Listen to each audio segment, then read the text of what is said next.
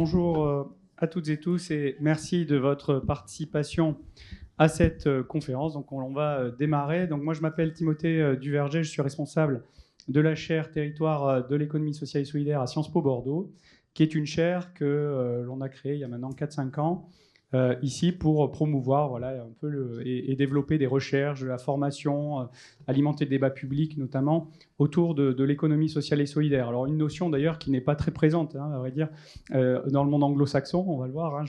Tim Jackson d'ailleurs en parle dans ses livres, il parle de l'économie de Cendrillon, donc il pourrait y revenir, mais pour nous c'est en nom de l'économie sociale et solidaire, mais pour c'est pareil, Cendrillon, le social. Donc voilà. Alors après sur ce qui concerne cette conférence, donc effectivement on est très heureux de pouvoir l'accueillir, en partenariat d'abord évidemment avec Sans Transition, qui est donc une coopérative par ailleurs, qui est très positionnée, comme son nom l'indique, sur les sujets de transition écologique, qui veulent de suite sans transition donc, et puis en partenariat avec Bordeaux, la ville de Bordeaux, puisque qui nous a soutenus pour organiser cette conférence, et un média local, média économique avec qui nous travaillons beaucoup, c'est Placéco, qui est un média aussi très important, qui est très positionné sur les sujets de responsabilité sociale des entreprises et d'économie sociale et solidaire. Donc c'est pour ça qu'on travaille beaucoup avec eux. Donc on est très content de pouvoir accueillir. Je vous fais un très court mot d'accueil, mais je voulais dire 2-3 choses. La première, c'est qu'on est très content de pouvoir accueillir Tim Jackson parce qu'à Sciences Po Bordeaux, on souhaite développer un petit peu ces pensées autour de la transition, autour de la post-croissance. On avait déjà fait quelque chose avec Sans Transition, c'était avec Rob Hopkins par le passé. On a eu Timothée Paris, qui il n'y a pas très longtemps. Et donc c'est quelque chose qu'on développe de manière assez forte à Sciences Po Bordeaux. D'ailleurs, même notre offre de formation va évoluer, puisqu'on est en train de créer, avec mes copains économistes qui sont cachés je ne sais plus où, ils sont au fond, oui c'est ça, au fond avec le radiateur. Et donc, on est en train de créer un pôle de formation qui s'appelle Économie et transformation sociale et écologique, dans lequel il y aura l'ESS et puis d'autres parcours de master. Et on va créer à l'intérieur de celui-ci un cours en amphi sur les questions de post-croissance. Voilà. Donc, quelque part, ça préfigure aussi ces évolutions dans notre offre de formation qui sont pour nous très importantes. Et à titre personnel, d'autant plus important que, et je me permets juste une anecdote personnelle, mais en 2010, je finissais mon mémoire de master. J'étais de l'autre côté, j'étais à l'université Bordeaux-Montaigne sur la décroissance, histoire des idées de la décroissance, que j'ai publié l'année d'après avec Serge Latouche. Et effectivement, arrivé au moment où je terminais mon mémoire, le livre de Tim Jackson, qui m'a notamment conforté, moi, dans l'idée que l'économie sociale et solidaire, qu'il appelle donc l'économie de Cendrillon, était une voie, une débouchée pratique déjà appliquée, les coopératives, le non-profit sector pour les milieux anglo-saxons, était une voie importante pour la post-croissance. C'est aussi pour ça que moi j'ai développé des travaux là-dessus. Donc la chaire, quelque part, a été alimentée en fait, intellectuellement aussi par ces travaux-là. Donc je tenais aussi à faire le clin d'œil. Et concernant cette conférence, j'ajoute qu'elle a lieu en amont d'un gros événement que nous organisons. La ville de Bordeaux est à la manœuvre. C'est le Forum mondial de l'économie sociale et solidaire, qui est justement positionné sur les questions de transition juste. En l'occurrence, là, il y a d'ailleurs tout un axe sur la post-croissance qui est positionné. C'est le grand forum mondial de l'ESS qui va accueillir 4 à 5 000 personnes. Aura lieu à Bordeaux du 29 au 31 octobre prochain. Voilà, donc vous pouvez encore vous inscrire, c'est tout à fait possible et je vous y encourage fortement, évidemment. Et puis j'en profite aussi pour les professionnels qui voudraient se former en formation continue à Sciences Po Bordeaux.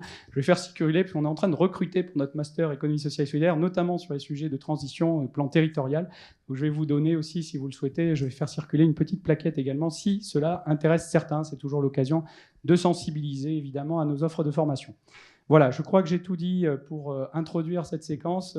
Je vous remercie beaucoup, encore une fois, de votre participation et surtout, je laisse la parole à Sans Transition et Tim Jackson. Merci beaucoup. Merci Timothée.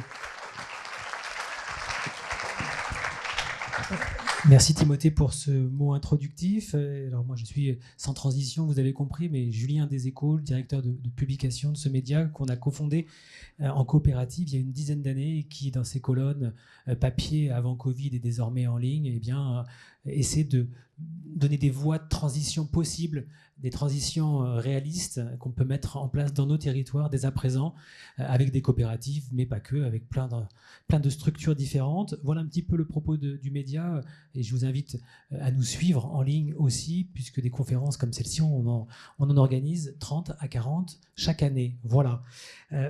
Aujourd'hui, c'est Tim Jackson que j'ai le plaisir de recevoir à Sciences Po Bordeaux. Merci de nous accueillir à nouveau après Rob Hopkins, et puis aussi après une table ronde dédiée à la jeunesse engagée qu'on avait animée il y a quelques années aussi ici.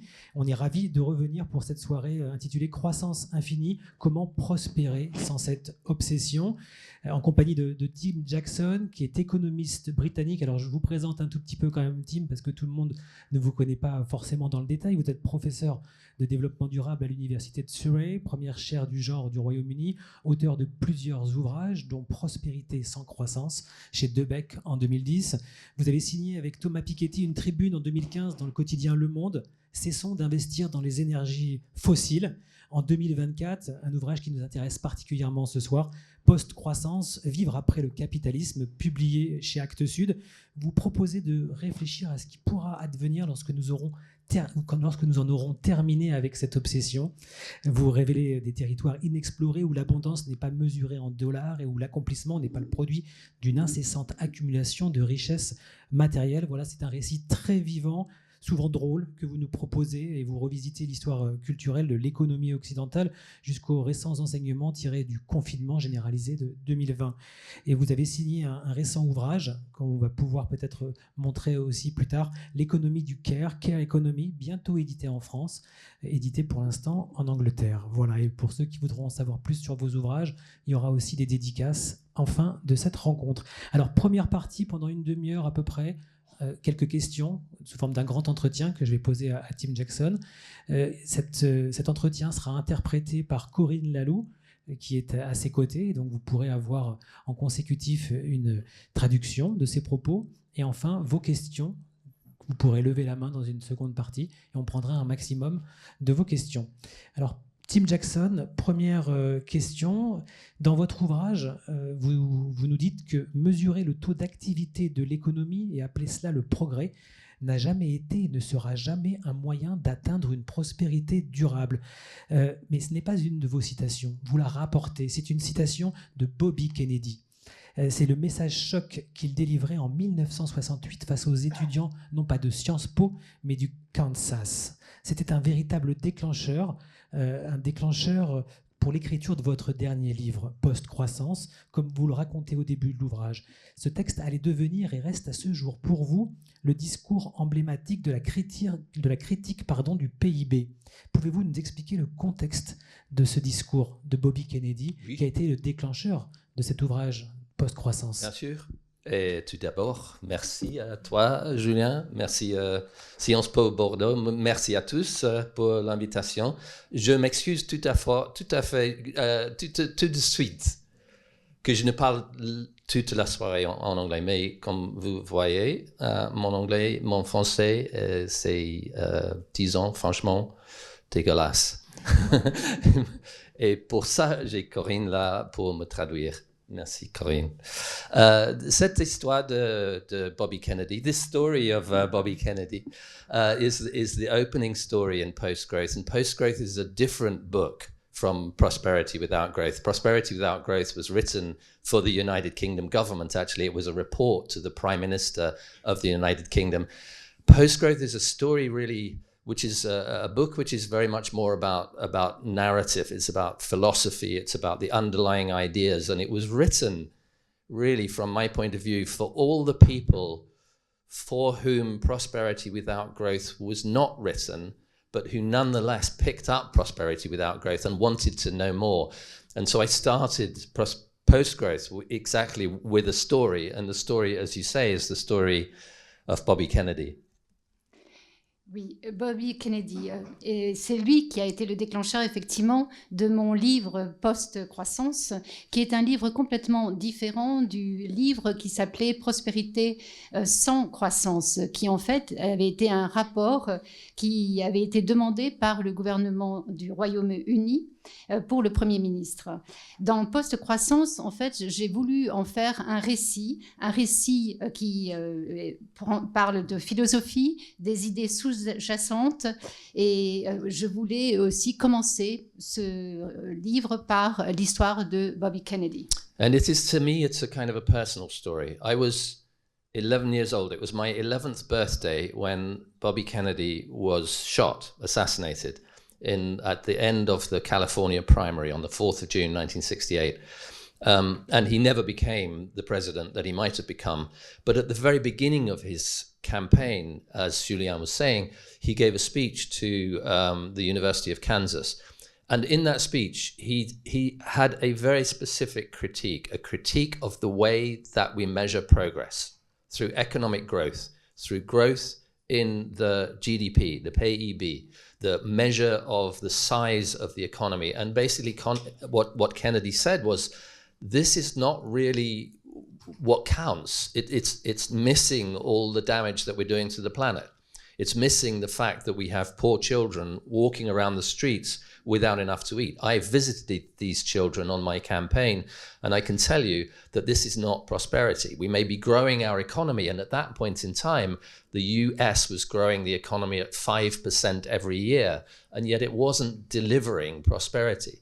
And it's a personal story for another reason, because it was about 2 decades probably into my own research, maybe a decade into my own research on the economy, that the tape of this talk that Kennedy gave at Kansas was discovered in a basement. And for the first time, researchers like myself could actually hear the voice of a candidate for the presidency of the most powerful country in the world questioning growth, putting that right under the spotlight at a point in time where we could really have done things very differently. C'est une histoire aussi tout à fait personnelle. Pourquoi ? Parce que j'avais 11 ans c'était le jour de mon anniversaire, de mes 11 ans, quand Bobby Kennedy s'est fait assassiner à la fin des primaires de la campagne, le 4 juin de 1968 pour être exact. Et il n'est donc pas devenu le président qu'il était supposé devenir. Et au début de cette campagne, il avait fait un discours à l'université du Kansas et il s'est montré très critique concernant les mesures que nous avions de la prospérité via la croissance du PIB et de la taille de l'économie. Bobby Kennedy a dit, mais ce n'est pas simplement tout cela qui compte. On ne mesure pas avec la croissance du PIB le dommage que l'on cause à la planète. On ne mesure pas le mal que l'on cause aux enfants pauvres. Je les ai vus durant ma campagne, ces enfants pauvres, et certes l'économie croît, à l'époque l'économie américaine croissait à raison de 5% par an, mais ce n'est pas cela qu'il appelait la prospérité. Et en fait, ça m'a vraiment touchée personnellement parce que ça faisait à peu près une bonne décennie en tant que chercheur que je me posais cette question. Et quand on a découvert une cassette au fin fond des archives de l'université du Kansas où on a pu entendre Bobby Kennedy dire cela. On entendait sa voix, la voix de quelqu'un du pays le plus puissant du monde qui remettait en question cette croissance. It was, to me, a kind of, a fascinating question. I'd been working on these things from the margin. I was not in the mainstream of economic thinking, and I was viewed, if anything, as a radical critic, someone to be ignored, probably.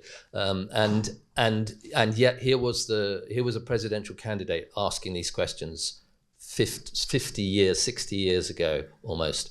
And so when I started writing the book, and what I wanted to do with Post-Growth was to write, as I said, a book that was really based in narrative, based in story, based in philosophy, based in the ideas of some of my intellectual heroes, amongst them Bobby Kennedy. But I was still fascinated. Why did this man at this time say this? Why did he give this speech at the beginning of a campaign speech, a presidential campaign speech? And so I tracked down his speechwriter, a man called Adam Valinsky. And it turned out that he was still alive when I was writing the book, and I wrote to him a few times. We had a correspondence, and I said to him, why did this critique of the GDP come from? Why was the presidential candidate questioning the idea of economic growth when economic growth is the foundation for the power of the most powerful nation in the world, at least in the conventional view. And I said, did you write these ideas? Did they come from you? And he said, no, these ideas came from Bobby Kennedy. He had a firm belief that we had to protect the environment. He had a firm belief in social justice. He brought these things together as a critique of the economic model. And the words, the ideas basically in that speech were Bobby Kennedy's ideas. And it was one of those moments where you realize that you have surprising and potentially very powerful allies, even if the presidential campaign, as you probably know, didn't turn out well for Bobby Kennedy in the end. C'est une question tout à fait fascinante. Moi, je travaillais sur ce dossier, enfin sur ce type de sujet, mais j'étais en marge du courant de pensée conventionnel. J'étais considérée comme un radical, comme peut-être un critique, quelqu'un à ignorer. Et lui, tout d'un coup, j'entendais un candidat à la présidence des États-Unis qui qui exprimait une idée que je partageais 50 ans ou 60 ans en arrière. Et je me suis demandé, j'ai voulu écrire post-growth, post-croissance, sous forme de récit, sous forme de philosophie. Je voulais reprendre les idées de mes héros intellectuels dont faisait partie Bobby Kennedy. Et je me suis demandé, mais pourquoi a-t-il dit ça au début de sa campagne présidentielle? Donc, j'ai essayé de contacter celui qui écrivait ces discours, Adam Walensky. À l'époque, il vivait encore quand j'ai commencé à rédiger mon livre. Et je lui ai écrit plusieurs fois et je lui ai demandé, mais pourquoi, d'où vient cette idée de critique de la mesure du PIB? Pourquoi un candidat à la présidence des États-Unis, le pays le plus puissant au monde, veut-il exprimer cette idée? Est-ce que c'est vous qui lui avez soufflé? Et Walensky a dit, mais non, pas du tout. C'est bien une idée de Bobby Kennedy lui-même. Il est un fervent défenseur de l'environnement, de la justice sociale. Il critique le mode économique et, à ma grande surprise, je me retrouvais donc à avoir un allié très puissant. C'est pour ça mon intérêt. Et vous écrivez également, Tim Jackson, dans votre ouvrage, chaque culture, chaque société s'accroche à un mythe qui façonne son existence. Le nôtre est celui de la croissance. Tant que l'économie continue à se développer, nous sommes certains que la vie devient meilleure. Or, l'économie ne continue plus vraiment de fonctionner, de se développer, hormis peut-être pour certains pays qui, notamment, l'adoptent avec la guerre. Comment inverser ce récit qui nous conduit dans le mur, Tim Jackson? Oui, c'est ça la question. Oui. So there is when I was writing the care economy, towards the end of the care economy, when you're writing a book, particularly if you're writing about something which is political or social or economic, people will always say to you, what shall we do about it? You need to tell us, what shall we do about it? Now, when I was writing the care economy, I discovered a wonderful quote from a man called Alan Watts, who's become another of my intellectual heroes, who was a philosopher writing in the United Kingdom, and he died quite early, but he was writing in the 1950s. And he said in the end of this of his book, what shall we do about it? And he said, the question, what shall we do about it, is only ever asked when we don't understand the problem. If a problem can be solved at all, then to understand it and to know what to do about it are the same thing. Now, I thought this was a wonderful quotation, and I would have loved to have had it when I was a government advisor and the ministers were coming to me saying, what shall we do about it? And I should say, well, if you don't know what to do about it, that means you don't understand it. And I think it's a little bit trite. We obviously have to know what to do about things. We have to know what to do on Monday. We have to have recommendations for politicians. But there is a truth to it, that in order to know what to do about it, we have first to understand it. And in some sense, that's what post-growth is. It's an attempt to understand the depth of the problem that we're facing. Quand j'ai commencé à écrire le livre The Care Economy, le dernier ouvrage, donc c'est un ouvrage de philosophie, sur la société, sur l'économie, et donc tout au cours de la rédaction de cet ouvrage, les gens me disaient, mais qu'est-ce qu'on peut faire. Comment faire justement pour avoir cette économie du soin, the care economy. Et là, il y a un autre de mes héros intellectuels qui s'appelle Alan Watts, qui est un philosophe britannique qui est mort dans les années 50, il est décédé maintenant, et il y avait une citation magnifique à la fin d'un de ses ouvrages où il disait « Quand on se demande ce qu'il faut faire, c'est qu'on n'a pas compris le problème. » Et parce qu'en fait, quand on sait comment résoudre un problème, on le comprend, c'est la même chose, et on sait ce qu'il faut faire. Et j'aurais aimé, en tant que conseiller au gouvernement, pouvoir dire, eh bien, au gouvernement, si vous me demandez ce qu'il faut faire, c'est que vous n'avez pas compris le problème. On a toujours besoin de savoir ce que l'on doit faire le lundi, suivant le week-end, etc., les recommandations que l'on doit formuler aux politiciens. Mais en fait, il y a un élément de vérité ici. Quand on ne comprend pas quelque chose, on se demande quoi faire.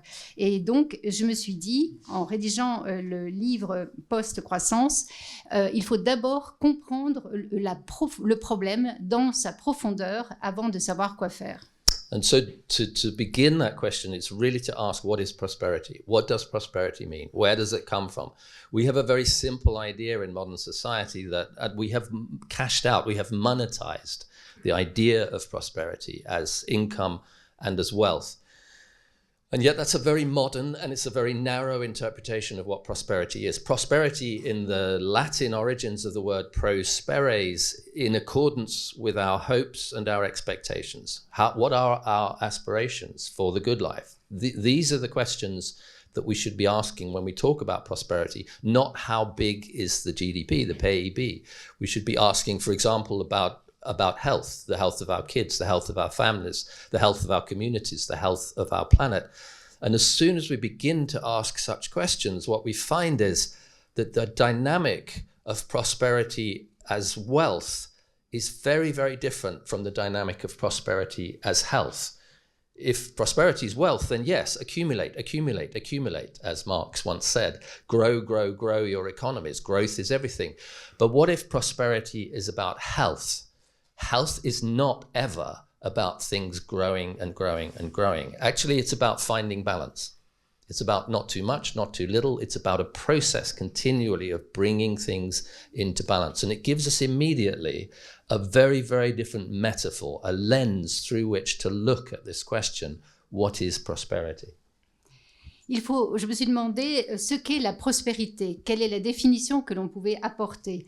Nous, dans les temps modernes, nous avons une définition bien précise de la prospérité. Nous pensons la prospérité en termes de revenus, en termes de richesse, mais il s'agit là d'une conception moderne et très étroite. Si on reprend les racines latines du mot prospérer, selon les espoirs, selon les attentes. La prospérité, c'est ce qu'il faut pouvoir avoir pour satisfaire nos attentes et nos espoirs, pour atteindre la belle vie. Et je me suis demandé, et ce n'est pas comment, en fait, on peut faire croître le PIB. La prospérité, c'est la santé de nos enfants, de la communauté, de notre famille, de la planète. Et donc, dès qu'on commence à se poser cette question sous cet angle-là, on a une dynamique complètement différente. Si on mesure la prospérité sous forme de richesse, à ce moment-là, il faut accumuler, accumuler et accumuler, comme disait Marx. Mais si on se pose la question de la prospérité sous forme de santé, ce n'est plus une question d'accumulation, mais au contraire d'équilibre, mais maintenir cet équilibre en continu. Et la métaphore est complètement différente. Et vous écrivez toujours, Tim Jackson, dans ce même ouvrage, forgé dans le creuset du capitalisme, ce mythe de la croissance fondateur est dangereusement compromis. La poursuite effrénée d'une croissance éternelle a conduit à la destruction écologique, la fragilité financière et l'instabilité sociale. Pourtant, nous continuons dans ce chemin tragique. Et donc, comment prospérer sans croissance, Tim Jackson? C'est la question que vous posez. Et moi, j'ai envie de vous la poser. Mais comment, dans les entreprises, on peut imaginer de prospérer sans croissance? Il y a des chefs d'entreprise aussi dans cette salle ce soir. Voilà, prospérer sans croissance dans une entreprise, c'est quoi? Let me try with an example here. So, if we take the lens prosperity is wealth, then it seems okay that we encourage big business, big food industry, for example. Big food industry can deliver lots of GDP growth. But if you look at what big food industry is doing, actually, ultimately, it is selling us engineered calories, which have dubious nutritional content. It's making those calories irresistible by manipulating our own psychology to make sure that those products that we are being sold on the market, the fast food, the saturated fats, the heavily sugared food, that this is irresistible to us. And this is undermining public health. In fact, it's creating an epidemic of chronic disease. All of this is legitimated through the idea that prosperity is about wealth. So this is one vision for what a company is. It's an accumulation machine. It's a machine for accumulating profit for the shareholders of the company, irrespective of the damage it causes to society or the purpose that it creates within the world. Je vais essayer de répondre à cette question en donnant un exemple. Si on regarde la prospérité sous l'angle de la richesse, prenons l'exemple de l'industrie alimentaire, enfin les grandes industries alimentaires qui, elles, peuvent faire croître le PIB. Eh bien, ces industries alimentaires, ce qu'elles font, c'est qu'elles nous vendent des calories trafiquées, une teneur nutritive douteuse, et elles manipulent notre psychisme en nous envoyant des acides gras saturés, en mettant ces nourritures, ou en faisant que ces nourritures deviennent irrésistibles avec le sucre et compagnie. Mais finalement, ça sape la santé publique et ça crée une épidémie de maladies chroniques. Mais il légitime ça par la croissance du PIB. Et les sociétés, les entreprises, dans ce cas-là précis, ce sont des machines à accumuler pour le bénéfice des actionnaires.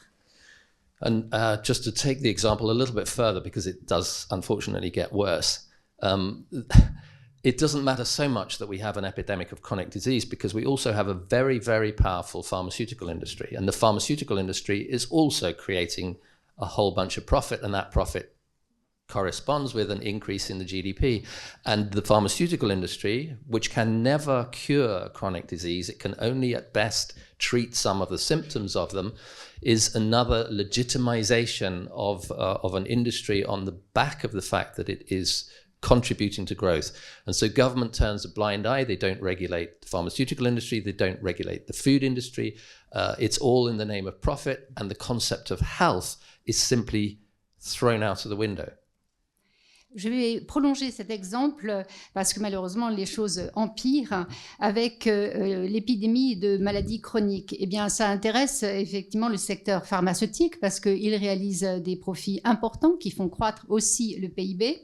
Ils ne vont pas traiter les maladies chroniques, tout au plus vont-ils traiter des symptômes, et c'est une autre légitimation de cette industrie. Et le gouvernement va fermer les yeux parce que il ne va pas réguler ces industries-là, ces secteur-là, parce qu'ils contribuent au PIB, mais au grand détriment de la santé publique. So I want to turn the question around and I want to say, can we not think of a better way of delivering nutrition than that? Can we not think of companies that produce healthy food? Can we not think of companies that produce food that doesn't destroy the soil in which it's grown? Can we think of are there any examples at all? Does anyone know of any examples at all of companies that actually produce organic, sustainable food that is cultivated in healthy soils? Yes, I see somebody nodding. Of course, those companies exist. Can we think of a different way of treating public health than dosing everybody with pharmaceutical toxins? Yes, we can think of different ways. I'm not saying I don't want to throw out the entirety of modern medicine. I don't want to throw out the advantages of modern agriculture, but actually we have to recognize that there is a balance to be struck. And the question of how enterprises work in that environment is actually relatively simple when you come at it from this new perspective. When you look at the lens of prosperity as health, you begin to see that companies must put purpose above profit. They must put the well-being of people above the returns to shareholders.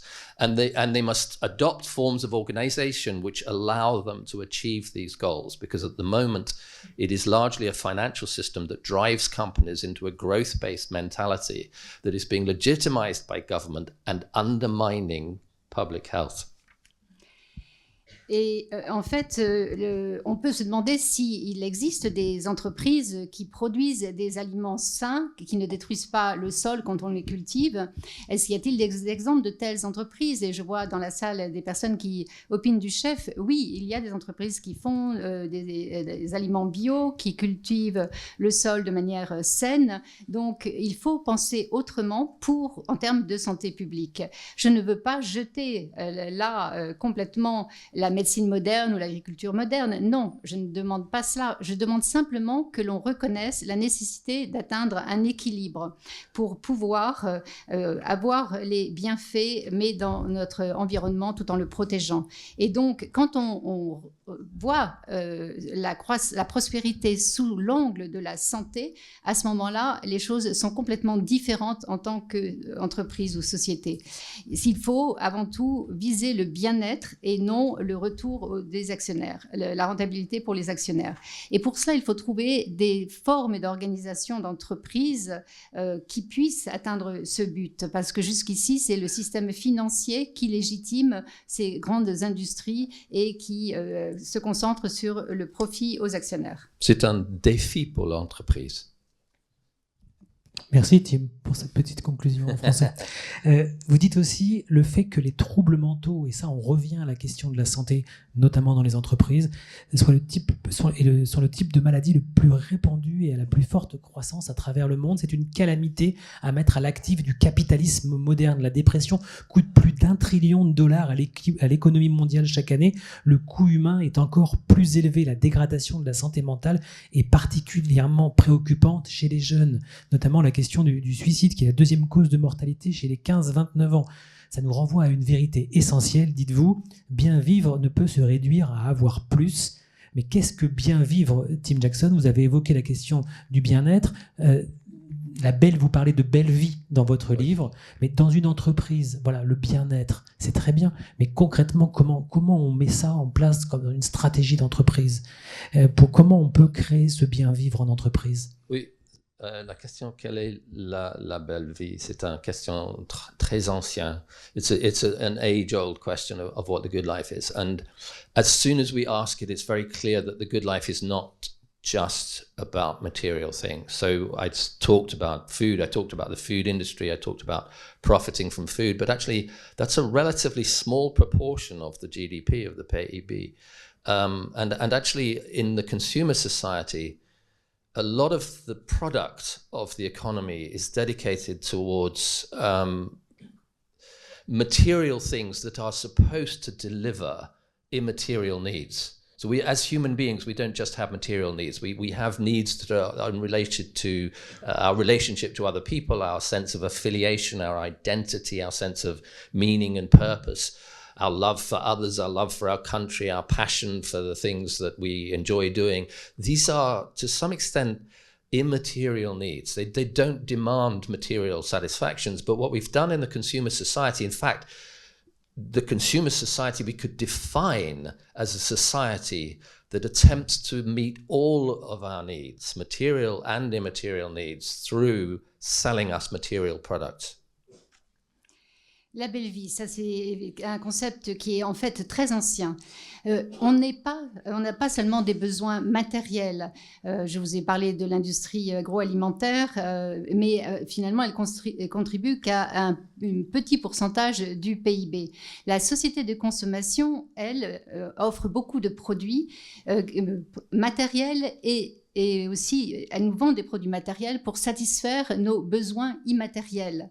Par exemple, en tant qu'être humain, nous avons des besoins immatériels du genre des besoins en termes d'affiliation, d'identification, d'amour pour les autres, pour son pays, des passions. Et la société de consommation tend à nous vendre des produits pour satisfaire ces besoins immatériels, mais par des produits matériels. And enterprise in this configuration is really a kind of a tool, a systematic organization to extract profit from that process. That's how, if you behave as an enterprise like that way, in that way, then you are rewarded in society. You're encouraged to do that. The regulations help you to do that. And actually, it's a travesty because this way of thinking about the satisfaction of immaterial needs is never going to satisfy us.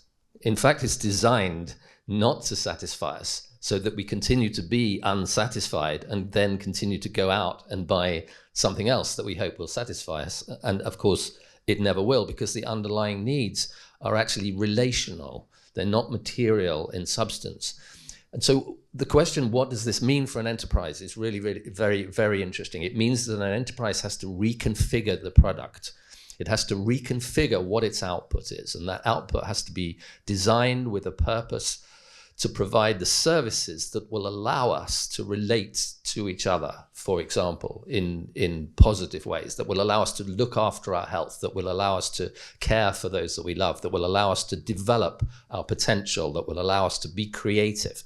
It gives a whole new portfolio of activity for the modern enterprise. And of course, you started earlier a little bit, Julien, with the question of the horrible epidemic of mental illness that assaults particularly young people.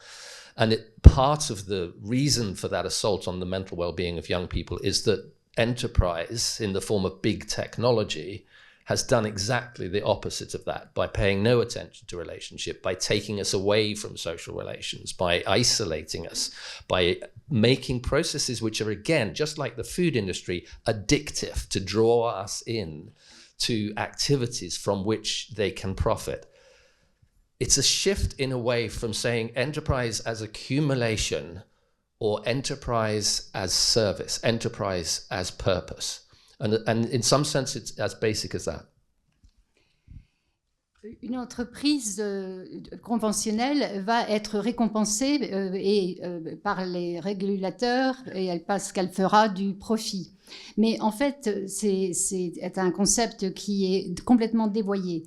Ce n'est pas possible d'être satisfait par les produits qu'on nous vend pour satisfaire nos besoins immatériels. Ces produits ont été conçus justement pour jamais nous satisfaire véritablement, parce qu'on achète un bien et finalement on n'est pas si satisfait que cela, et donc on va racheter autre chose. C'est conçu à la base en tant que tel, parce qu'ils ont en tête quelque chose de matériel, alors que nos besoins immatériels sont d'ordre relationnel.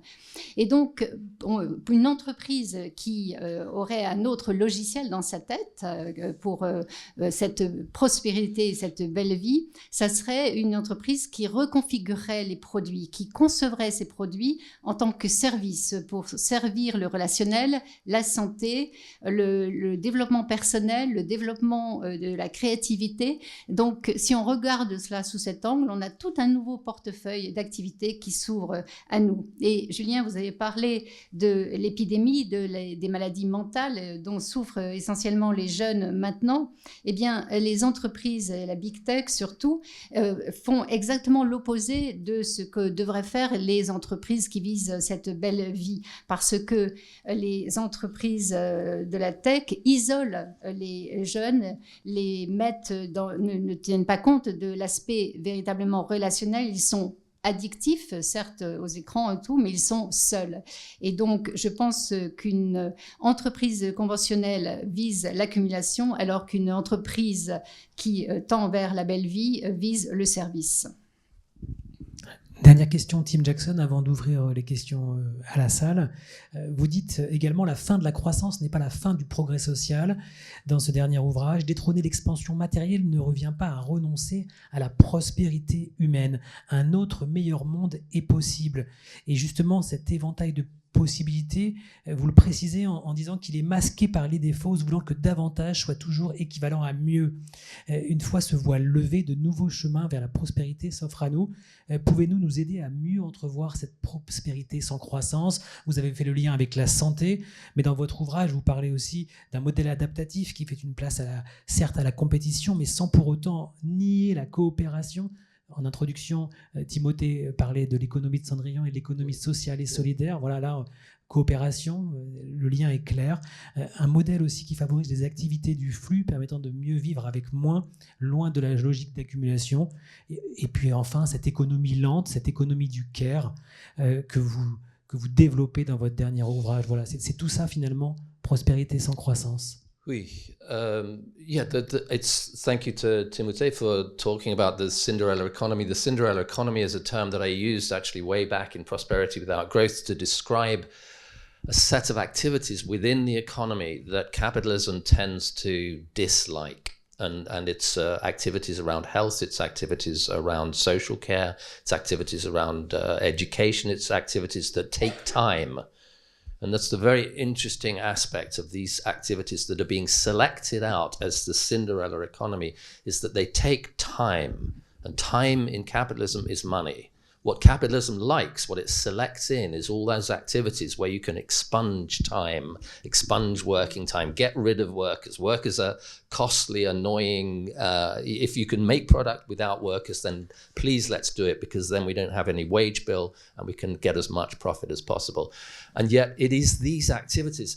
There was an economist called William Baumol, writing in the 1960s, who kind of pointed out this systematic selecting in by capitalism of those activities that you could easily mechanize, the ones that you could easily produce very quickly, the ones that you can make more and more efficient each year, and selected out those activities where it's the time taken in the economy that matters. And this is a very useful lens for us to begin to think about how we make this change, and what the care economy might consist of, what the Cinderella economy might consist of.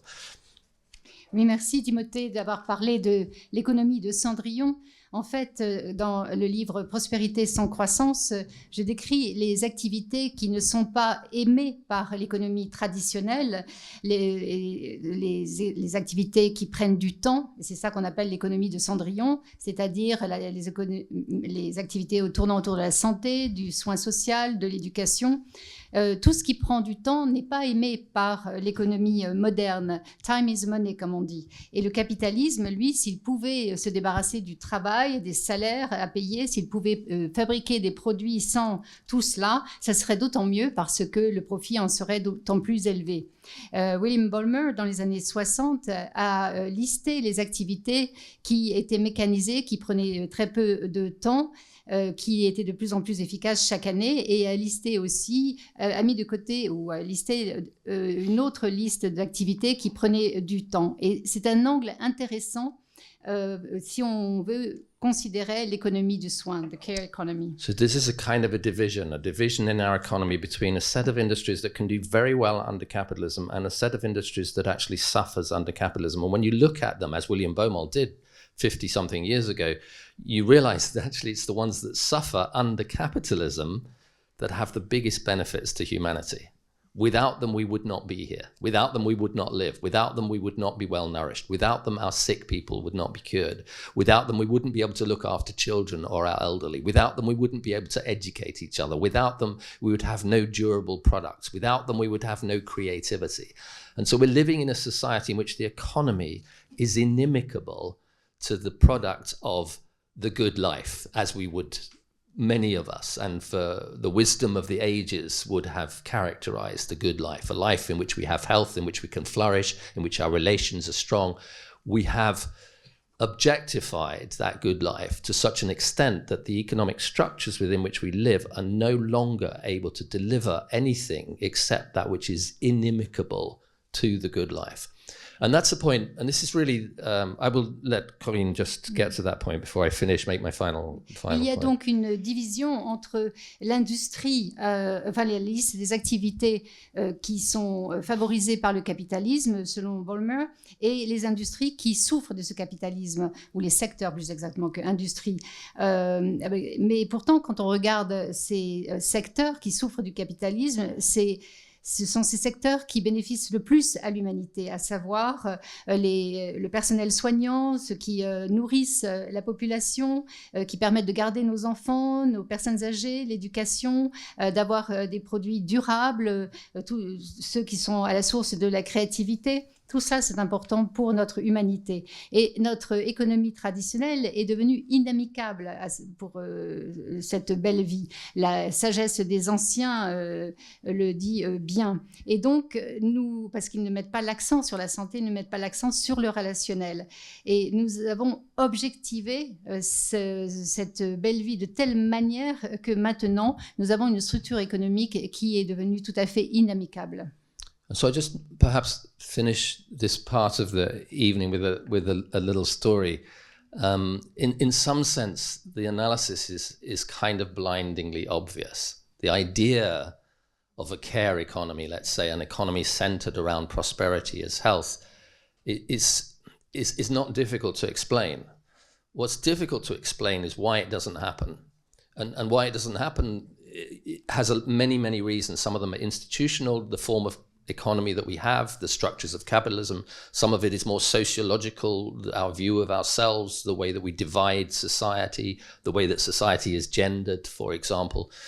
And some of it is because it's difficult to create a moral high ground to persuade everyone to change. And I think this was a moment when I was writing The Care Economy where I realized that actually thinking of care as a moral force, as something which we can persuade people into, is actually not necessarily wrong, because it clearly has moral dimensions, but it doesn't take the case forward.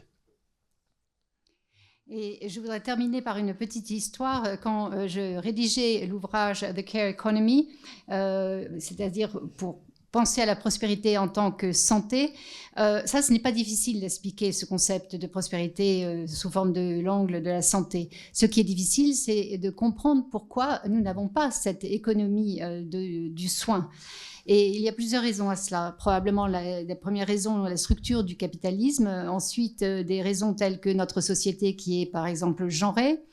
Et la difficulté aussi de faire en sorte que tout le monde défende cette morale. Là, il faudrait qu'on change tous.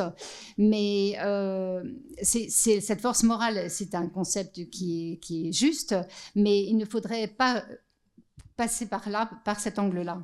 So I'm thinking about these things as I'm writing The Care Economy. I'm thinking about concepts that I wrote way back in the Cinderella economy. I'm sitting on a beach. It's the middle of the night, in the middle of winter. And my colleagues know already that I like to take a cold shower every morning. We had cold showers in our hotel, and I was the only one who enjoyed it. And one of the things that you can do on a beach is swim, but the other you can do in the middle of the night is look out over the water. And I was looking out over the water, and I was watching the moon. And I'm in the middle of writing a book about the care economy, and a question pops into my head in the way that it does when you're immersed in writing. Does the moon care? And I invite you to think about that question. Does the moon care? It has kind of no moral force whatsoever. And it made no sense to me when I heard the question. But the more I thought about it, the more I realized that if the moon cared, there would be certain characteristics it would have. It would be constantly at attention. Is the moon constantly at attention? Yes, it is. Is attention to a point of balance, the balance of the tides coming in and out. It's the moon's attention to the tides coming in and out that allowed for a small portion of our world to sometimes be underwater and sometimes not underwater. And that's where our ancestors came from. They crawled out of the sea and onto the land. And not only that, but the moon actually holds the Earth at a particular angle in its orbit around the sun. And that angle in the orbit around the sun is the only thing that makes our climate even moderately temperate, a place where we could live. So does the moon care? It fulfills some functions that we might say are absolutely essential, not just to health, but to life. And this began, and I will just really finish on that idea, began to make me think in terms of the fact that if health is the balance that we can reach when we lift our eyes away from the endless pursuit of growth, then care is the restorative force that is constantly paying attention, constantly bringing us back into balance, constantly maintaining prosperity for us. And care then becomes the most essential investment that we can make in our economy, completely turning on its head that trap that capitalism has locked us into, where we neglect the most important sectors of our economy. Un jour, je me trouvais sur la plage en plein milieu de la nuit, en hiver. Mes collègues savent déjà que j'aime les douches froides, mais là, bon, il faisait vraiment très froid. Et ce qui se passait, c'est que quand on est sur la plage, on peut nager dans la mer à côté, évidemment. Mais moi, non, j'étais sur la plage et je n'ai pas voulu nager. J'ai voulu regarder au-delà de l'eau et je voyais la lune. Et j'étais en train d'écrire mon livre de Care Economy et on est complètement immergé dans ces cas-là, dans notre écriture. Et je me suis dit tout d'un coup, mais qu'est-ce qui se passerait si la lune, elle, faisait attention à nous? Alors évidemment, il n'y a aucune force morale là-dedans, ça n'a pas de sens, je me suis dit au début. Et puis finalement, plus j'y pensais et plus je me suis dit, mais la Lune, elle fait attention à nous. C'est elle qui va réguler les marées montantes, descendantes. Un pourcentage de la population dépend de ces marées. Nos ancêtres pensaient venir de la mer et pas de la terre. Et puis, la Lune, c'est elle qui nous permet d'avoir un climat tempéré sur Terre par rapport à l'orbite solaire. Et donc, la Lune, finalement, a une fonction essentielle à la vie. Et alors, si on repense maintenant à la santé, eh bien la santé, elle, c'est l'équilibre par rapport à la croissance. Et ce soin, cette santé, c'est la force restauratrice qui permet justement de maintenir en continu cet équilibre pour le bénéfice de la population. Et donc, c'est absolument un investissement essentiel que d'investir dans la santé. Ça nous permet de renverser la vapeur et de sortir du piège du capitalisme qui néglige les besoins essentiels de l'humanité. Merci, Tim Jackson. Je crois qu'on peut l'applaudir. Merci.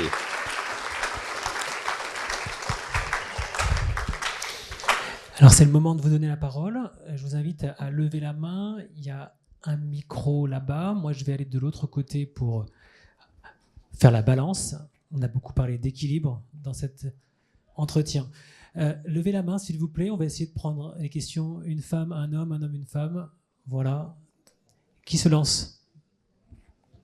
Derrière moi. Allez, un homme.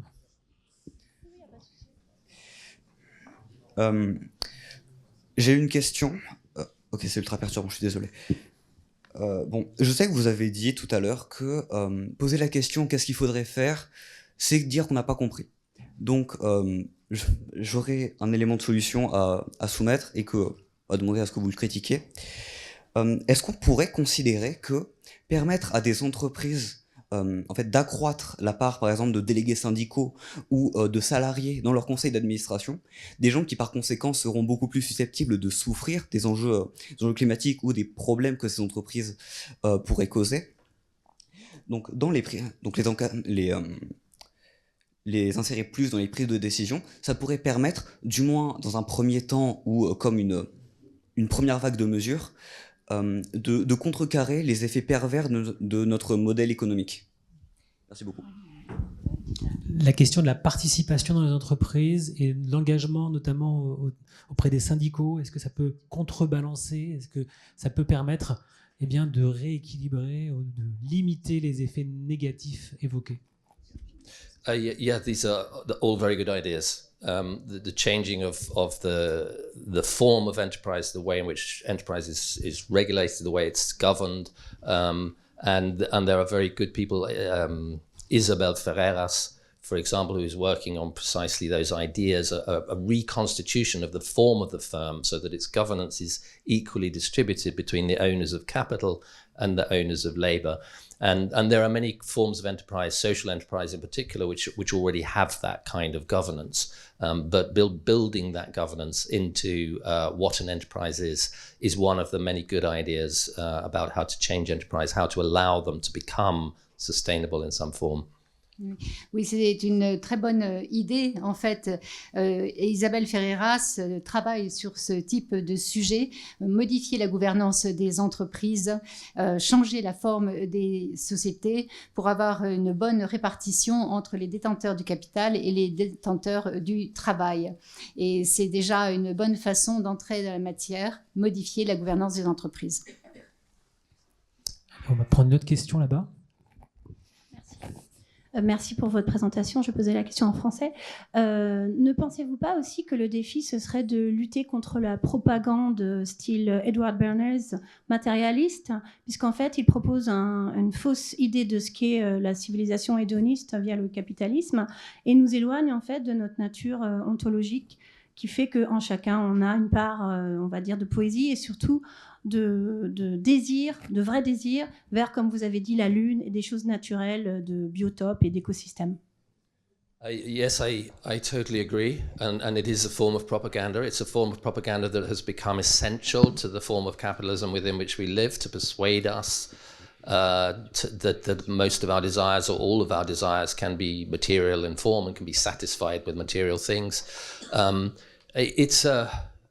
some senses, this is a conceit of our modern economy, that we have identified the core of the human spirit as being something which is novelty-seeking and acquisitive and broadly selfish.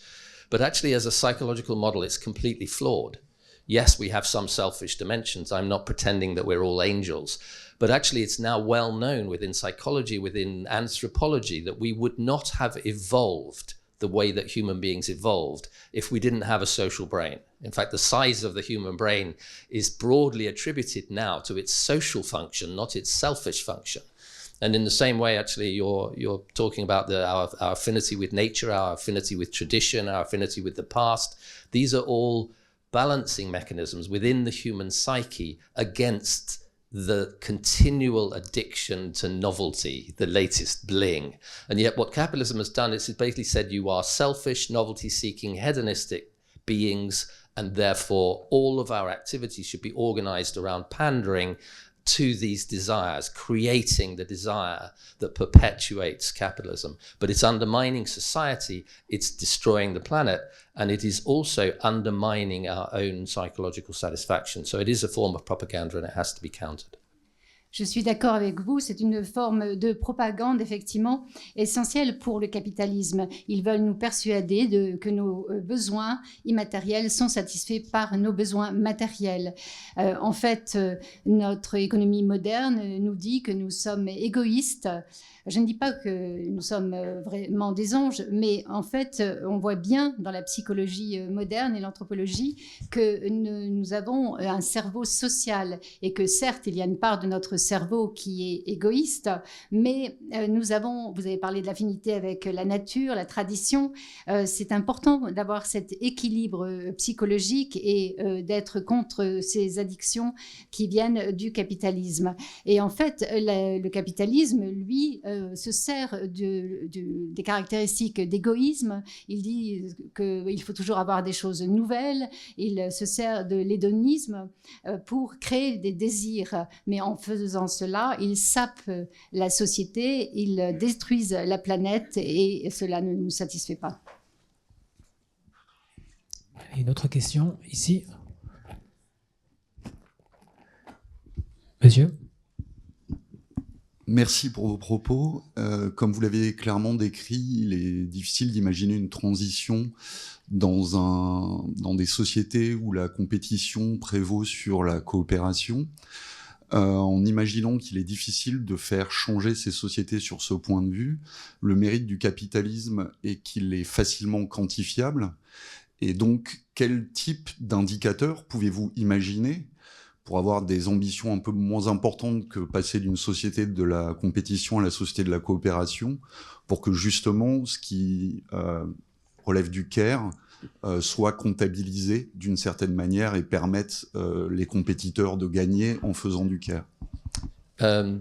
Yes, as I understand you, this is a question about the indicators and the fact that we have, nice, measurable, quantifiable indicators that capitalism can profit from and can show its direction from. And it goes back in some sense to the question that Bobby Kennedy was asking in 1968. The principal indicator for capitalism is that growth of the GDP, the PIB. It seems to me that, we have to broaden that indicator base. You can't drive your car just by looking at the rev counter. on the dashboard. You have to look outside. You have to see where you are. You have to look at all kinds of different instruments, not least the speedometer. Are you going too fast for the area that you're in? You have always, when you're making complex decisions, to have a multiple of inputs, and that's the first point to make. GDP is not in itself a bad way of thinking about governing the economy, but it's a very bad way of measuring our progress towards social welfare. And so we need indicators that will lead us in that direction. And there are and have been many attempts to do this, and they include indicators around health, they include indicators around social cohesion, they include indicators around planetary health, around how close we are to our environmental limits.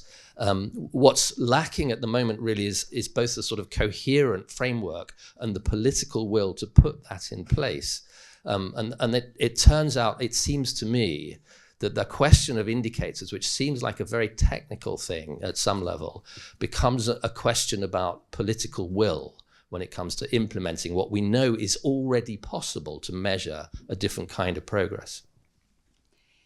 Vous parlez effectivement de la nécessité des indicateurs, parce que nous avons dans le capitalisme des indicateurs quantifiables. Eh bien, ça me ramène à Bobby Kennedy qui a parlé de cet indicateur du PIB pour mesurer la croissance, mais qui n'était pas suffisant. Et je pense que nous devons élargir notre base d'indicateurs. Quand vous êtes dans votre voiture, vous ne regardez pas seulement le compte-tour, vous regardez par les fenêtres ce qui se passe, vous regardez d'autres instruments sur votre tableau de bord, la vitesse par exemple. Eh bien, quand nous prenons des décisions complexes, nous avons besoin d'une multitude d'entrées pour prendre notre décision. Et le PIB, je ne dis pas qu'il est mauvais comme indicateur, mais il est mauvais pour mesurer le progrès social, pour mesurer le bien-être social. Et nous avons des indicateurs sur la santé, nous avons déjà des indicateurs de cohésion sociale, sur la planète aussi, sur les limites de l'environnement. Mais ce qu'il nous manque, c'est un cadre cohérent et une volonté politique d'orchestrer tout cela. On peut considérer que les indicateurs, c'est un sujet technique, mais en fait, là, maintenant, c'est juste un manque de volonté politique. Allez, une autre question? En français, but I could say it in English. Thank you. Merci beaucoup, Monsieur Tim Jackson, d'être avec nous aujourd'hui. Moi, je suis une ancienne étudiante de Timothée. Et ma question va sur votre introduction qui parlait du mythe de Cendrillon. Donc moi, ça m'a tout de suite très inspiré, le mythe de Cendrillon, parce que Cendrillon est une femme désespérée qui attend un prince charmant et qui a des sœurs méchantes et elle n'arrive pas à rentrer dans ses chaussures. Donc je me suis posé la question de la place de la femme, effectivement, du genre, dans cette économie transformative. Et si éventuellement on pouvait imaginer un renversement des dominations par l'intervention d'outils économiques tels que l'économie féministe, le budget genré, tous ces outils qu'on peut adapter finalement par l'économie sociale et solidaire dans un micro-territoire, mezzo même, sur la thèse fondée évidemment d'Hélène Périvier, par exemple, à Sciences Po Bordeaux, Paris. Est-ce que ces outils vous semblent une question fondamentale et centrale à l'économie transformative de la post-croissance? Merci.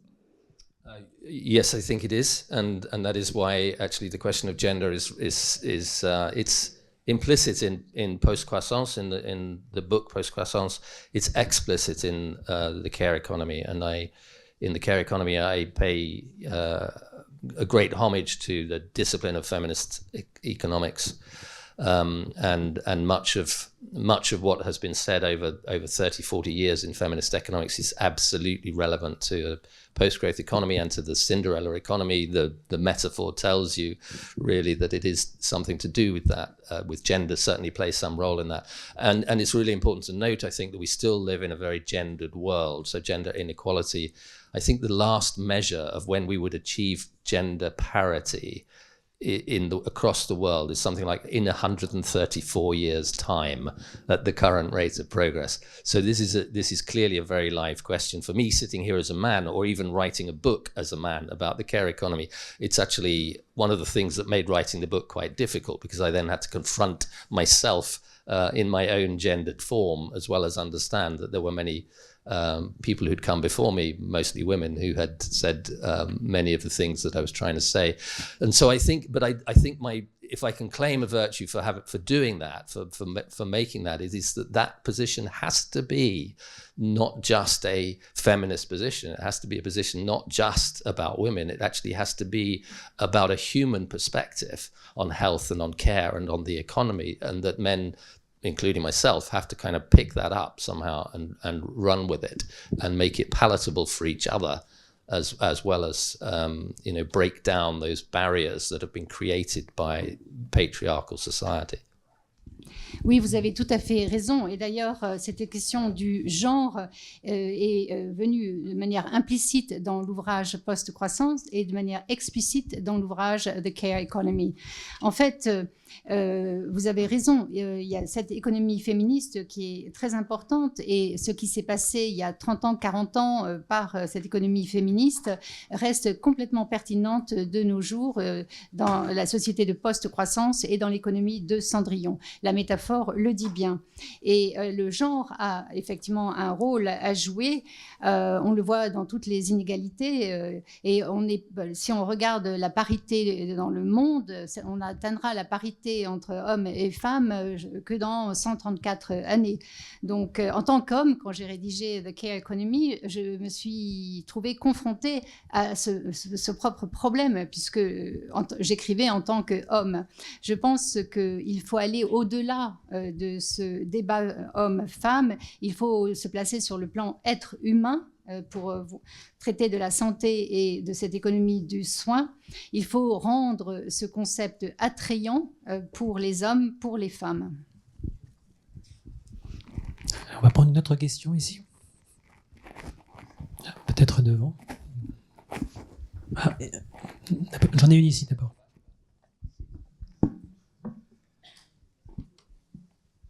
Merci. Permettez-moi, avec ma question, de nous envoyer sur un autre continent, l'Afrique.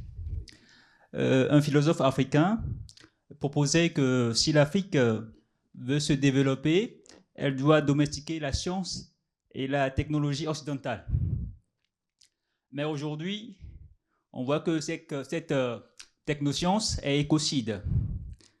Alors, je me demande comment est-ce que le Care Economy peut aujourd'hui aider un continent qui a urgemment besoin de croissance, qui a des problèmes de famine, et dans un monde qui plus est compétitif. Comment est-ce que l'économie de soins que vous proposez peut aider un continent qui est en état d'urgence, qui veut urgemment se développer et qui aussi qui subit beaucoup les dégâts de la crise écologique? Merci. Yeah, thank you. Very good question. Right at the beginning of my work on prosperity without growth, I looked at the statistics of the relationship between income and health. For example, life expectancy or infant mortality. And what is very clear is in the poorest countries in the world, an increase in income, growth, in other words, improves those statistics. You get better health outcomes for your prosperity. In fact, you double life expectancy when your income goes from next to nothing in sub-Saharan Africa to around about $10,000 per capita in Latin America, for example. Life expectancy doubles. So there is a place where growth makes sense, and income growth improves the quality of life. And I think that is very much true of the argument that you're making in relation to the continent of Africa. There are many places where you have to think about growing the economy, you have to think about building. Now, this is the interesting thing about the care economy, is that it does not say to us growth is bad systematically. It simply says growth is one half of the act of achieving balance. If you have too little, then you need growth. If you have too much, you need some form of degrowth, you need less.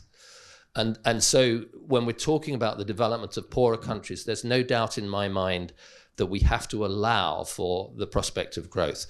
Now, here's the difficult thing, and it's difficult for two reasons. One is that it is, I certainly don't want to be in a position to be dictating, another white Anglo-Saxon face dictating to Africa how it should develop its economies. In fact, it was very interesting when Prosperity Without Growth was published. I was approached by some communities in Africa who were interested in talking to me and interested in me going there. And I'm saying, no, hang on a minute, you know that I am not the person to come and tell you how to run your economy, because white Anglo-Saxon economists have been doing that for centuries, and it's probably the last thing you need. And the response to me was very, very interesting, because the response was that actually there are aspects of African philosophy, for example, which are very much in accordance with the things that I am trying to reach for as a postmodern white economist in a capitalist, the end of late capitalism, which are already embedded in an African philosophy. And so in a sense, my answer to your question is two things. Yes, there is a need for growth in places where there is abject poverty, where income makes a difference, but also there is a need to hang on to a philosophical tradition that had more wisdom in it than capitalism ever managed to accumulate over its 200 years. Très bonne question. Et en fait, dès le début de la rédaction de l'ouvrage Prospérité sans croissance, je me suis posé la question du rapport qu'il pouvait y avoir entre le revenu et la santé, la mortalité, la longévité. Et il s'avère qu'effectivement, quand on a un revenu très très faible, voire quasi pas de revenu, il y a des problèmes de pauvreté tels que la longévité est ce qu'elle est, la mortalité est ce qu'elle est. Et dès qu'on augmente un petit peu les ressources ou qu'il y a un peu de croissance dans des situations aussi lugubres, à ce moment-là, on peut même doubler la longévité. Ça s'est vu dans certains pays d'Afrique, en Amérique latine aussi. Donc, dans ce cas-là, évidemment, la croissance a du sens. C'est important. Maintenant, pour l'Afrique, effectivement, je ne suis pas contre la croissance. Il faut, là où on en a besoin, il faut un minimum de croissance. Et l'intérêt, c'est que la croissance en elle-même n'est pas mauvaise, mais dans l'économie du soin, la croissance, c'est simplement 50% de l'ensemble, si vous voulez. Les 50 autres %, c'est cet équilibre. Et il faut pouvoir, quand on a trop peu de choses, il faut pouvoir avoir plus de croissance. Et quand on a trop de croissance, il faut pouvoir en avoir moins. C'est une question vraiment d'équilibre. Et pour le développement des pays pauvres, ils ont besoin effectivement de plus de croissance. Mais c'est difficile pour deux raisons. On ne peut pas dicter, en tant que moi, un blanc anglo-saxon, de dicter comment un pays africain doit développer son économie. Ça fait je ne sais pas combien d'années que des personnes comme cela l'ont fait, et je serais bien, c'est la dernière chose dont vous avez besoin en fait. Quand j'ai écrit Prospérité sans croissance, des communautés africaines m'ont contacté pour que je puisse venir les aider. Mais je leur ai dit non, ça fait des siècles qu'on essaie de faire ça, mais ça ne marche pas. Et en fait, leur réponse a été, ils ont parlé de la philosophie africaine. Et quand je vois la philosophie africaine, eh bien, je retrouve certaines idées que j'ai. Par exemple, on retrouve aussi, on voit bien qu'il y a la fin du capitalisme qui est inclus dans cette philosophie africaine. Et donc, oui, vous avez besoin de croissance quand il y a la pauvreté, mais surtout, garder cette tradition, garder cette philosophie des sages, parce que vous avez besoin de cela également. Allez, on va prendre deux dernières questions, puisque le temps file, et on se rapproche de 19h. Alors, il y a une question ici, et une ici. Bonsoir. Moi, j'avais une question. J'ai récemment participé à une conférence. Je suis là. Pardon. Ah oui, voilà, merci. Avec une économiste française qui s'intéresse de plus en plus à l'économie du care et qui revenait sur la théorie de la main invisible d'Adam Smith, et qui expliquait qu'en fait, dans ses réflexions, elle se rendait compte qu'Adam Smith, c'était un vieux garçon qui habitait chez lui avec sa mère, et que la main invisible, finalement, il l'avait peut-être devant les yeux, et c'était peut-être sa mère qui s'occupait de tout le reste pour que lui puisse monter ses théories, et que cette main invisible, c'est pas simplement le marché qui se régule de lui-même, mais c'est toute cette économie du care qui est assez invisible et pas quantifiable, mais qui finalement fait que la société tient comme elle est, en tout cas. Je voulais savoir ce que vous pensiez de tout ça. invisible hand, and in fact, he lived with his old. Oh yes, yeah. Who Cooked Adam Smith's Dinner is the book. Yeah, thank you. Yes, absolutely right. And in a sense, it's a part of that division of tasks that society has created along gendered lines, and it absolutely has to be recognised. There's a wonderful book also, which was very influential to me, called The Invisible Heart. So this is a book from Nancy Folber, and it argues, essentially things that we have talked about, that actually without that work that has been gendered, that has been subjugated, that is poorly paid, that is poorly regarded, that no one ever remembers, there would be nothing else. That is the heart of society. It's the heart of our survival. And so it's a nice metaphor, the invisible heart, and it's I think, one of the ways to have a very simple kind of message, that we move from this invisible hand metaphor, which was, wonderful to describe certain kinds of social relations in production at a particular point in time, to an invisible heart metaphor, which tells us that something has gone missing. Our attention to the essential nature of these tasks has gone missing. I'm not saying it isn't noticed by women. I'm not saying it isn't noticed by feminist economists, but I'm saying that it is not noticed within government, it's not noticed within policy, it's not noticed within our institutions, it's neglected across society, and that is a fundamental error. That's my view of that idea, and I think, the book is wonderful. That the Who Cooked Adam Smith's Dinner is definitely something every economist should read. Effectivement, l'ouvrage dont vous mentionnez de Adam Smith est vraiment super. On devrait tous pouvoir le lire en tant qu'économiste. En fait, il y a un autre livre aussi qui est tout aussi bien, qui m'a beaucoup influencé. C'est le Invisible Heart par Nancy Folber. Et c'est une très belle métaphore. On se rend compte que sans le travail genré, mal payé, dont personne ne tient compte, eh bien, on ne pourrait pas survivre, il n'y aurait pas de société. Et donc, c'est un message assez simple qu'on peut délivrer. On peut passer de la main invisible à ce cœur invisible. Et je crois qu'on a manqué quelque chose. Je ne parle pas de l'économie féministe qui, elle, s'est emparée de ce sujet, mais le gouvernement, les institutions, les politiciens n'ont pas tenu compte de cet aspect-là, et on devrait le faire. C'est une erreur fondamentale. Une dernière question ici. Merci. On entend aujourd'hui de plus en plus de critiques du capitalisme. On a de plus en plus de théories qui permettent d'établir des systèmes post-capitalisme. Mais aujourd'hui, est-ce qu'on a une idée, est-ce qu'on sait comment supprimer ce capitalisme, supprimer surtout des consciences? Parce que c'est pas juste une question politique. S'il y a un gouvernement qui veut plus du capitalisme, je pense pas que ça le fera disparaître pour autant. That's a very good question, and a really nice last question. So I, in some sense, what I was trying to do in Post-Growth with the subtitle is Life After Capitalism, is an invitation to think exactly about your question and to think about it at various levels of depth. So we think about it in terms of structure. What is the structure that will allow us to escape from the way that capitalism selects in all of those activities which are material intensive and damaging to our kids, and selects out all of those activities which are absolutely essential to our well-being?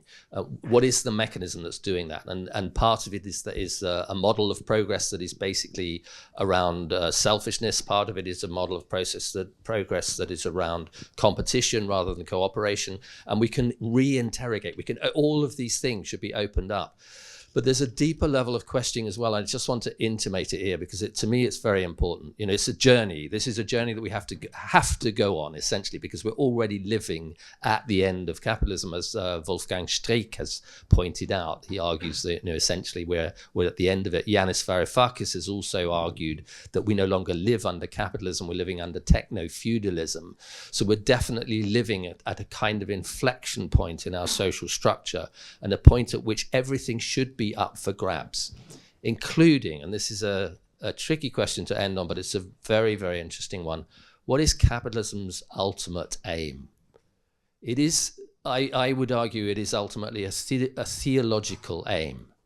It's trying to provide us with a sense of meaning and purpose in an otherwise meaningless world. Capitalism evolved on the back of the failure of organized religion, the change in our understanding of organized religion. Organized religion's job was basically to try and do the same thing, to give us a framework of meaning and purpose in an apparently meaningless world. When it began to disintegrate in the middle of the 19th century and capitalism began to evolve, it took its place. Consumerism offers us a vision of heaven on earth, a bright, shiny place where things will go on getting bigger and better forever. And growth plays an almost religious function within capitalism, within that perspective. And so ultimately your question, which at the beginning sounds as though you should address it as a kind of technical thing. You know, what forms of governance can you put in place in enterprise so that they don't destroy labor relations, as the first question asked, but ends up, in fact, as a deeply philosophical and perhaps even spiritual question about how do we create for ourselves anew in the 21st century a framework of meaning and purpose, what Peter Berger, the sociologist of religion, called a sacred canopy. Because every society needs to have such a framework. Every society needs a foundational myth. And our foundational myth, to go back to Julian's very first question, is broken, it's falling apart. And so the prospect, and it's not for me to stand here and say this is how we should do it, but it is a part of what I'm doing is to argue that that is precisely the task that we should be undertaking, not simply a technical task, not an institutional task, ultimately a philosophical task about the frameworks that provide us with a sense of meaning and purpose in life. C'est une dernière bonne question. Quand j'ai écrit Post-Croissance, j'ai voulu vraiment explorer en profondeur la structure du capitalisme et voir comment on pouvait échapper à ce capitalisme, à ces activités néfastes pour l'être humain et comment on pouvait revenir à ces tâches essentielles qui pouvaient participer au bien-être de l'humanité.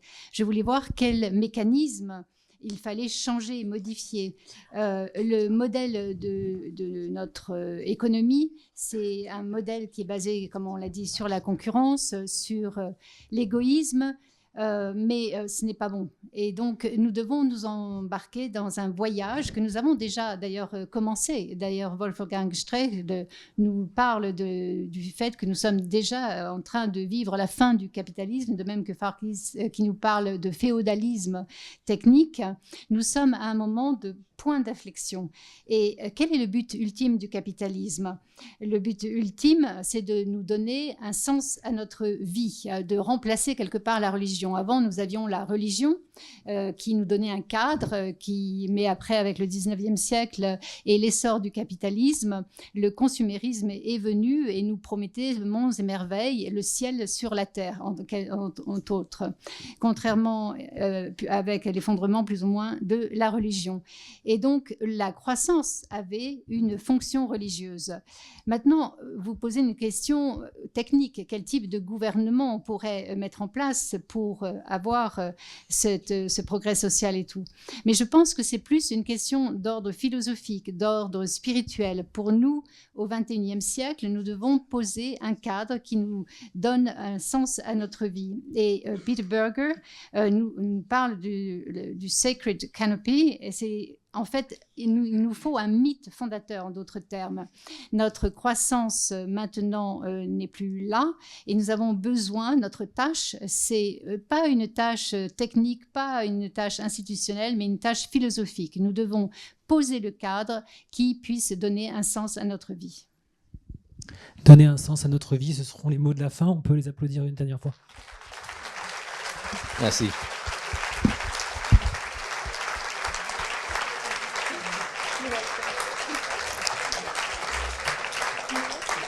Alors, juste une minute encore d'attention, s'il vous plaît.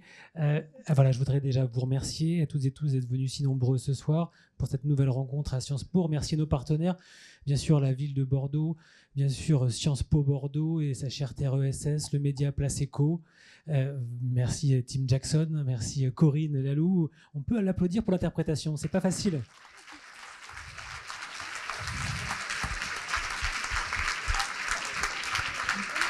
Et je vais laisser la parole à Timothée Duverger pour un mot de la fin, avant de vous dire de vous inscrire aussi sur Sans Transition à notre newsletter pour continuer à nous suivre. Timothée, voilà, merci beaucoup pour cette conférence, pour l'ensemble de votre participation, vos questions. Vous avez à la sortie la librairie Géolibris avec qui on va travailler ce soir, qui peut vous vendre les livres par ailleurs, et vous pourrez les faire dédicacer puisque Tim va rester encore jusqu'à la fermeture. Et je signale pour les étudiants de Sciences Po qu'il est à la bibliothèque. On me l'a fait remarquer par ailleurs, comme beaucoup d'œuvres d'ailleurs, de Tim Jackson et autour de ces sujets de post-croissance. Voilà, je vous remercie beaucoup et vous souhaite une bonne soirée. Au revoir. Merci.